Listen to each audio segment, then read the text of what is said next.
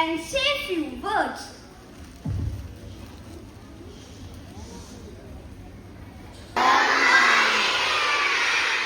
Did you enjoy the assembly put up by 3rd P? Yes.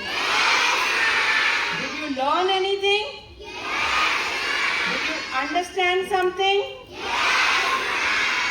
And can you take a message home to your mama, papa? Yes. So 2 children, one from here and one from the back, are going to tell me what they have learned, what they have understood, and what message are they taking home. Somebody from here, ma'am. 2 girls I want. 2 girls, one from here. Plastic things. Very good. We should not use polythene bags and plastic things. What else? What are you learning? We should not throw plastics on the road. But can we throw it at home? No, ma'am. No. We should not even think of using any plastic, because if you have plastic, you will throw it, and when you throw it, all these children have told you what are the harmful effects of polythene and plastic. It is harming our environment, isn't it? Yes. Okay, somebody else has something different to say? We should throw the plastic in the dustbin. Okay. We should not use plastic bottles. Okay.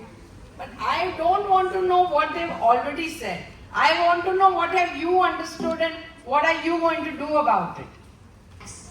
We should use jute bags. Okay, there's a boy there. Yes.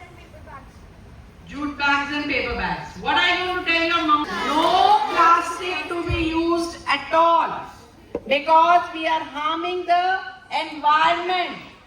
And if once the environment gets affected, everything around you will start harming and hurting you.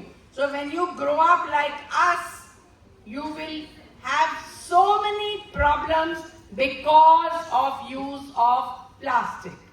So we must understand, follow, and pass it on to as many people, your friends, that we should not use plastic to spoil the environment where we are staying.